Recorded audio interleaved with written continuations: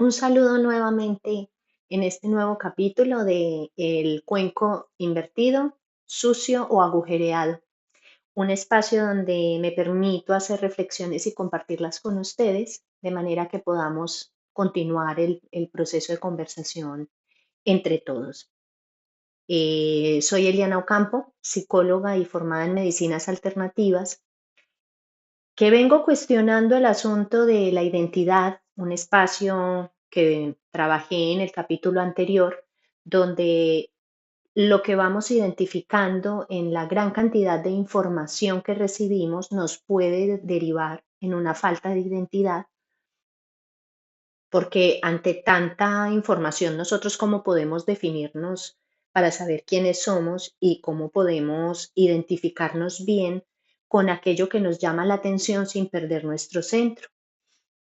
Resulta como mínimo curioso cómo la vida me va llevando a este tipo de planteamientos con base en lo que voy observando en la terapéutica cuando veo la clínica, donde las personas normalmente es muy escaso cuando se presenta un consultante para compartir su gran felicidad y bienestar frente a la vida. Normalmente vienen las personas porque están abrumadas, porque tienen un malestar, porque no encuentran su centro y la terapéutica va a trabajar sobre ese terreno para ayudarle a la persona y brindarle todas las herramientas para que se pueda nuevamente, digamos, ubicar en un punto de equilibrio que le permita seguir con su vida lo más saludablemente posible. Hoy les voy a contar cómo en algunos momentos de mi vida el perder la identidad me llevó a hacer unos momentos de mucha confusión para luego dar un paso adelante o, digamos, subir en un escalón de crecimiento personal. Porque si bien es cierto que desde siempre tuve la intención de formarme como médico, esa era la intención de cuando era pequeña, tenía muchísimas ganas de trabajar desde la medicina alopática occidental y la vida me fue, digamos, moldeando el camino, me fue permitiendo conocer otro tipo de contextos, otro tipo de espacios, donde finalmente me formo en medicinas alternativas y me doy cuenta de que lo que me gusta es la salud, lo que me gusta es el servicio, lo que me gusta es em, la ayuda a los otros y a mí misma. Sin embargo, no era por el camino que yo esperaba. Me imaginaba em, muy en el mundo hospitalario y resulté muy en el mundo privado de las personas, muy trabajando hacia adentro, que de alguna forma siempre se refuerza la parte externa, siempre vamos a trabajar el asunto corporal, pero desde una zona muy compleja, muy entramada, como son los pensamientos, las emociones, el comportamiento, y más allá aquello que no vemos, que es la parte energética, aquello que a veces hemos tachado a lo largo de la historia como muy esotérico, muy visto desde perspectivas que incluso han sido perseguidas y que por suerte a medida que van pasando los años va tomando fuerza y se va conociendo y se va estudiando y la parte científica incluso va poniéndole un suelo epistemológico y le va dando dónde asentarse de una forma que le permita a quienes se acercan sentirse seguros y no sentir el dedo acusatorio de estar haciendo algo místico, religioso, esotérico, extraño, sino por el contrario, qué bien que estás incursionando en estos temas para poder tener un desarrollo más completo.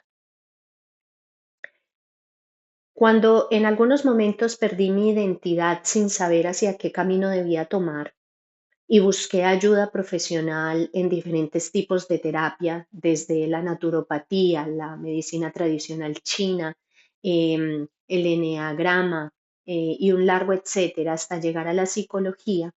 El, el asunto de la búsqueda interior resulta un camino muy intrincado y es un camino que nunca termina. Es curioso porque a medida que yo soy la terapeuta de otros, la pregunta es, ¿cuánto tiempo dura la terapia? ¿Cuánto tiempo estaremos en este proceso? Y la respuesta siempre es la misma. Esto no tiene fin, o sea que vas a trabajar el trozo de tu vida, el espacio que quieras trabajar, tan profundamente como tú lo quieras hacer y a la velocidad que quieras.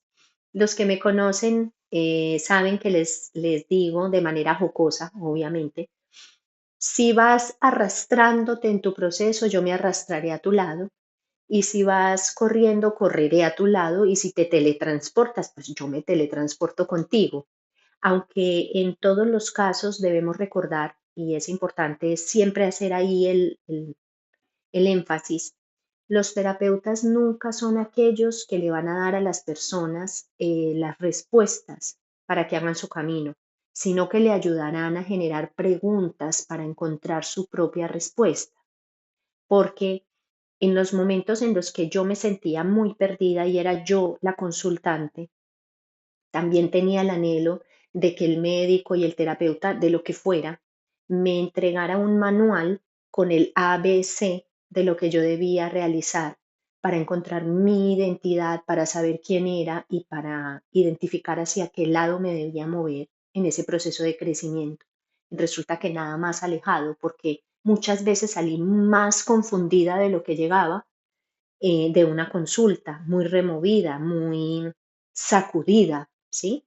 Y esto de alguna forma fue lo que me llevó al siguiente nivel. En cada ocasión, cada vez que estaba más perdida, al encontrar la respuesta a esas preguntas que un otro me ayudaba a cuestionar, iba subiendo niveles. Si pensamos en un videojuego, tal cual, vamos pasando de un nivel al otro y nunca pareciera que hubiera un nivel final, porque si hablamos del momento de terminar la encarnación, de morir, de trascender, ese no sería un final, ese sería un paso únicamente entre el nacimiento y el nuevo nacimiento, para quienes tienen el pensamiento de la reencarnación, entre los que yo me incluyo, o quienes piensan que al terminar su encarnación pasan a una vida, digamos, espiritual, entonces es solamente un paso. La muerte no representará nada más que un episodio, así como lo representa el nacimiento. Es un paso de un estadio al siguiente.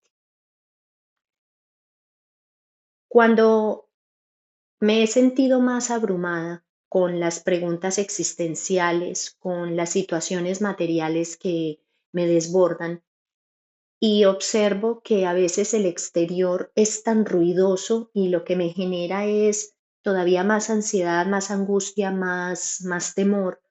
Em, He descubierto poco a poco que puedo encontrar ayudas externas que siempre para poder ser reforzadas van a necesitar que yo vaya a mi mundo interior y vaya a conocerme, porque el afuera me puede facilitar ciertos aspectos, sin embargo no me dará las soluciones, no me dará las respuestas definitivas. Me acompañará en todo caso a averiguarlas dentro de mí.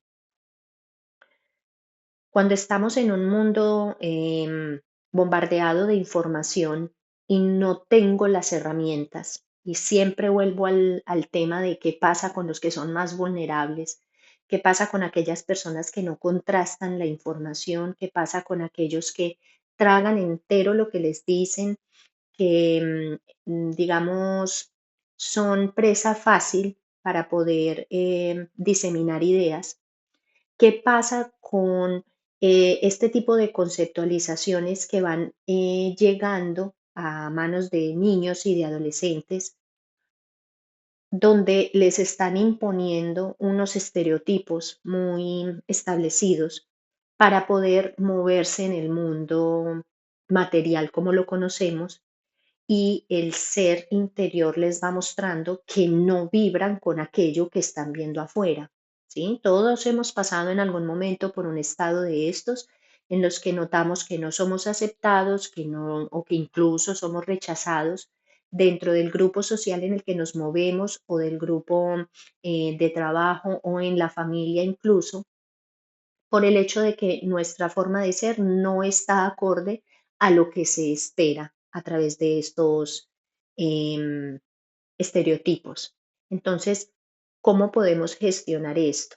¿Cómo podemos identificar realmente nosotros de qué estamos hechos, qué somos, cuál es la pregunta existencial que nos mueve, hacia dónde estamos haciendo nuestro proceso de desarrollo? Y si bien es cierto que yo ya hablo, obviamente en propiedad por los años de experiencia vital, por el conocimiento, desde desde la parte académica, que agradezco muchísimo, sin embargo sé que es muy, mm, digamos que puede llegar a ser castrante, porque al ingresar en una academia muchas veces la creatividad se ve con un poco de límites, porque necesitamos atravesar precisamente el estereotipo de la formación que nos va a decir es en esta dirección o es en aquella dirección, pero mis aportes para poder hacerlos reales van a tener que pasar por encima de aquel, digamos, cuadrado absoluto para volverlo la forma geométrica que yo soy y darle como la impresión. Entonces, ¿cómo lo trabajamos con niños y con adolescentes, por ejemplo? ¿O cómo lo podemos identificar en nosotros mismos ya adultos si estamos atravesando un momento de estos de no sé ni muy bien quién soy, no sé para dónde voy, no sé qué me está pasando porque no encajo en lo que estoy observando como realidad de la afuera? Para poder criar niños, para poder ayudarle en la formación a las personas que son más jóvenes que yo necesitaré tener la formación. No basta con decirles, qué bueno que seas absolutamente espontáneo, qué bueno que seas crítico, qué bueno, si yo no lo tengo anclado, si no lo tengo interiorizado, si no he atravesado ese proceso. Porque recuerden y recuerden que los niños no identifican muchas veces el sentido de una palabra, sin embargo la intención de la palabra sí. Yo puedo decirle mucho, di la verdad, sea auténtico y todo lo demás que acabo de mencionar, pero si yo no lo hablo desde la experiencia, desde creérmelo, desde sentirlo como propio, el niño va a copiar más mi carencia que lo que las palabras bonitas le puedan estar acompañando. Lo mismo pasa con los adolescentes. En los adolescentes se debe hacer un refuerzo, sobre todo a nivel grupal, porque recuerden que cuando estamos en la época de la adolescencia, nos es más importante la opinión de mi amigo, de mi cercano, con el que yo puedo sentirme segura, es más importante que lo que me está diciendo el adulto. Entonces, ¿cómo puedo transmitir, en el caso, por ejemplo, de los que trabajan como docentes, que están en grupos, cómo puedo transmitir desde mi propio ejemplo la seguridad y el refuerzo en aceptación para que ellos puedan identificarse en una época muy difícil, identificarse y poder generar sobre todo debates a nivel interior de lo que van recibiendo como información para no pasar la información al interior sin haberla digerido y sin haberla contrastado. Sobre todo, hacerle debate, decir esto sí es lo que yo quiero, si es de lo que se trata, la pregunta que yo estoy formulando, esto me desorienta un poco. Y cuando yo ya soy adulto y puedo hacerme los planteamientos más, de una forma más madura, entonces ya podré identificar con, digamos, espero yo, mayor facilidad que no tan solo son las herramientas desde la parte cognitiva, el entender lo que lo que estoy recibiendo, el interpretar, sino también el percibir. ¿Qué pasa con mi percepción? ¿Qué pasa con mi intuición? ¿Cómo me habla esa intuición para mostrarme que un malestar corporal o un malestar que no sabría dónde ubicarlo en mi entorno cercano, me está mostrando que aquello que yo estoy recibiendo como información quizá no sea lo más conveniente para mí? Entonces, cuando yo me doy a la tarea de identificar los malestares frente a lo que estoy recibiendo, puede ser una herramienta que me permite reconocerme como, como quien soy y ayudarle a su vez a aquellos que son más pequeños o que son más jóvenes o que tienen menos experticia, va a ayudar a que sea más sana la forma en la que ellos van desenvolviéndose y en la que van asumiendo el desarrollo de su identidad. ¿Qué es aquello de la identidad? Que quizá algunos se lo pregunte.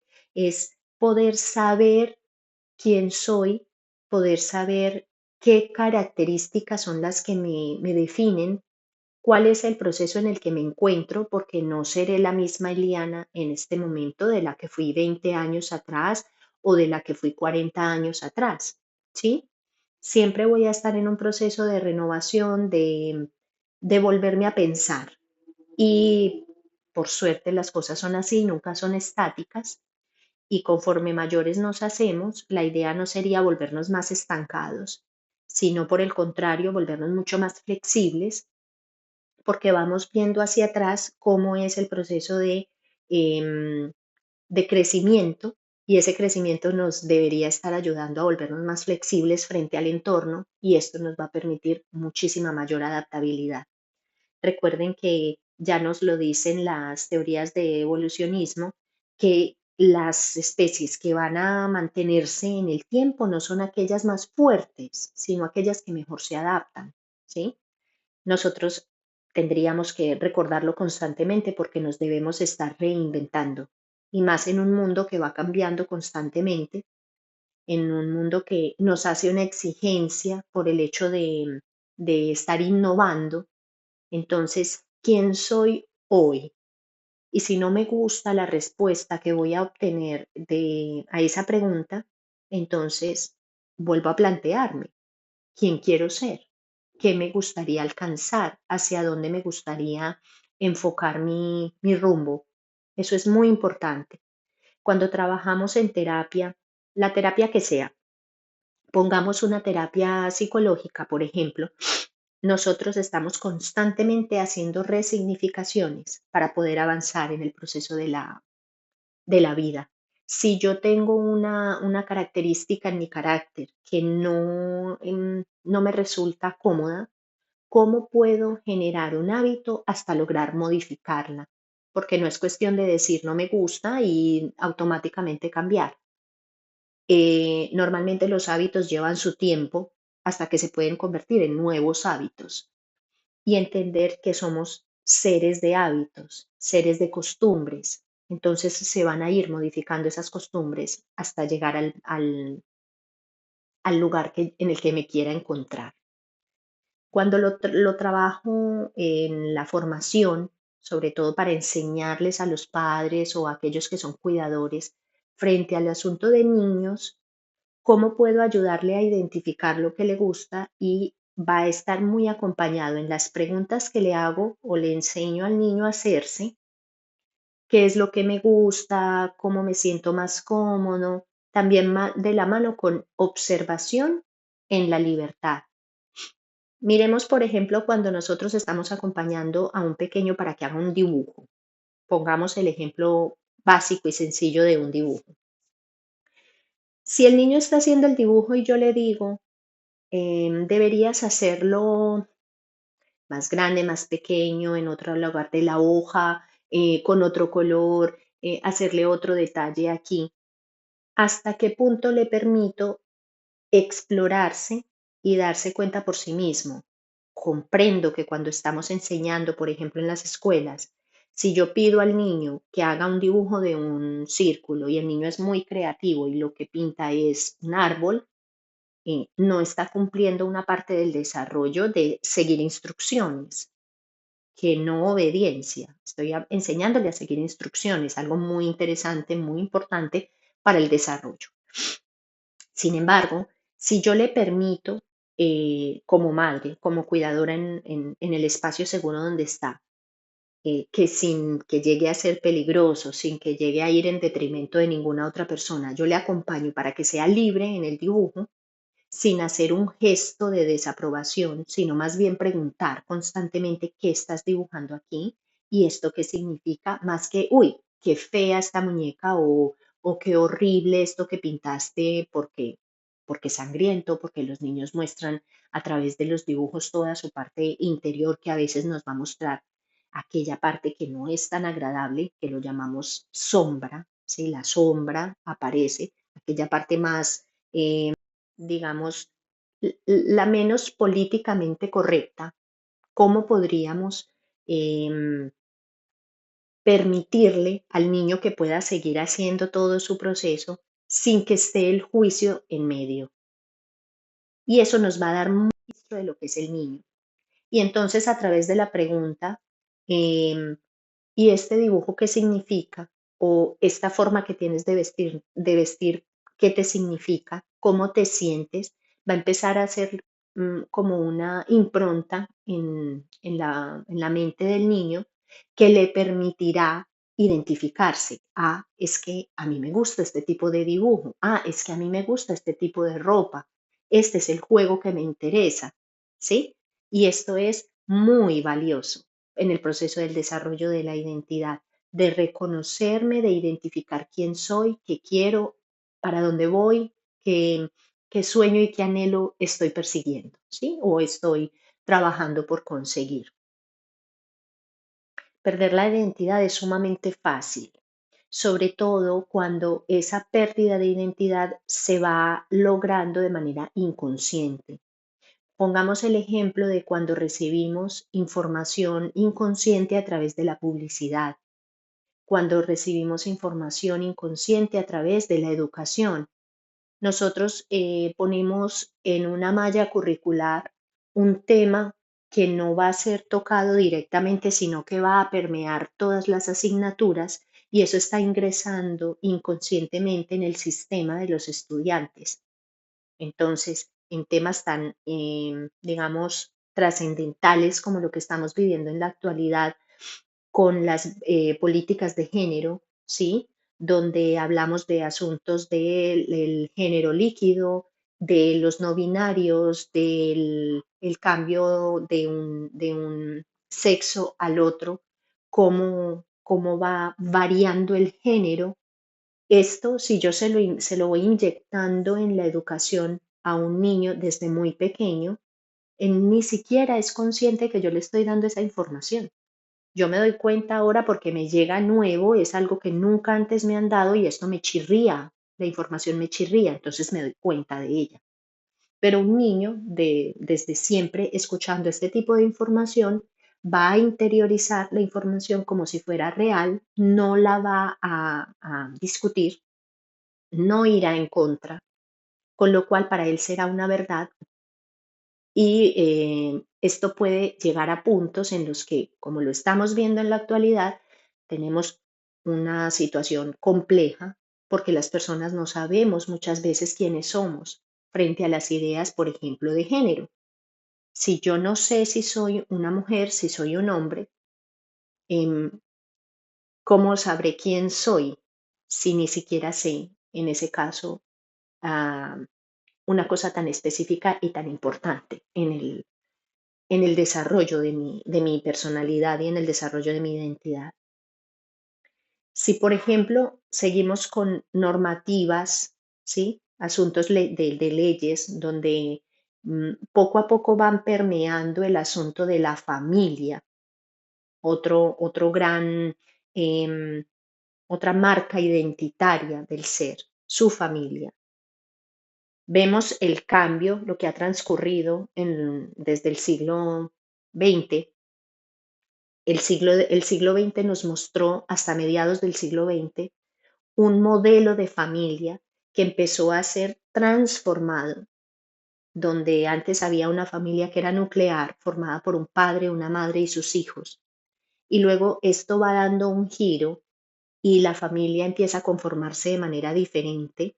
La mujer también asume roles fuera de casa, entonces en casa ya no está tanto la figura presente de la madre que atiende, que cuida y que respalda el hogar, pero entonces empieza a aparecer muchísimo más disparado el asunto del divorcio y entonces empieza a haber muchas más familias monoparentales y entonces empieza a haber una familia reconstituida donde hay una familia donde están los padres separados que luego se unen dos personas separadas que a su vez tienen hijos de sus previos matrimonios, se unen, luego tienen sus hijos propios, entonces la mezcla es diferente, hasta en la actualidad, donde las familias están conformadas por una o varias personas y algunos animales, o una persona con animales, o una persona con plantas, y les llamamos familia. Esto atraviesa también no solo los conceptos de sociedad, sino los conceptos individuales como el ser, porque el foco que teníamos como el eje central de la sociedad en la familia empieza a verse difuminado. Nosotros ya no contamos a la familia como lo transversal y lo más importante, como lo troncal en la sociedad. Entonces, este tipo de situaciones van a afectar de maneras importantes todo lo que tiene que ver con identidad.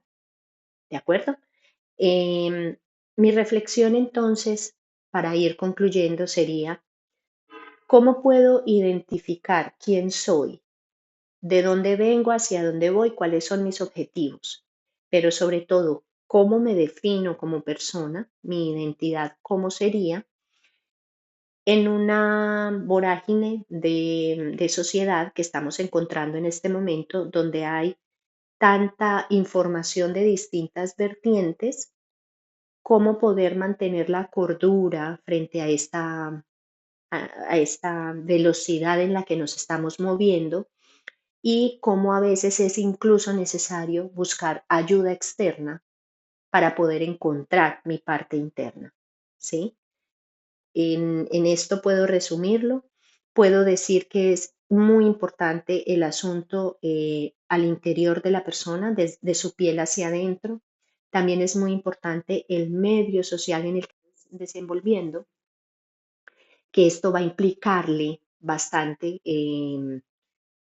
digamos, ajustes, reajustes, volverse a revisar cómo es la situación a nivel ya, digamos, social macro, en qué tipo de sociedad estoy viviendo. No es lo mismo los países islámicos que los países, digamos, donde hay democracia, los países donde hay comunismo. Todos van a tener un atravesamiento diferente, una situación distinta, pero lo más importante, si lo vemos a nivel macro, es qué puedo tomar de allí como herramientas que me puedan fortalecer mi formación de identidad, y si lo veo desde lo micro, desde mi propio mundo, cómo puedo observar el afuera sin perder mi adentro y poder hacer una comunicación bidireccional para poder mantenerme en este,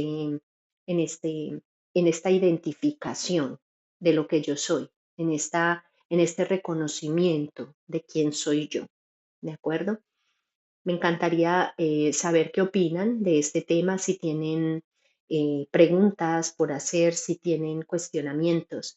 eh, ¿Cómo se plantean ustedes el asunto de acompañar a la familia, acompañar a los más pequeños, de acompañar a los mayores en su actualización de identidad, donde su crianza fue tan distinta a lo que pueden observar en el presente, con lo que hay a nivel tecnológico, con lo que hay a nivel social, con lo que hay a nivel de interrelaciones? Por favor, dejen preguntas, dejen comentarios y en la medida de lo posible compartan para que podamos mantener un diálogo más interactivo. Les deseo que pasen una feliz jornada después de escuchar este capítulo y que tengan una muy buena identificación. Hasta una próxima.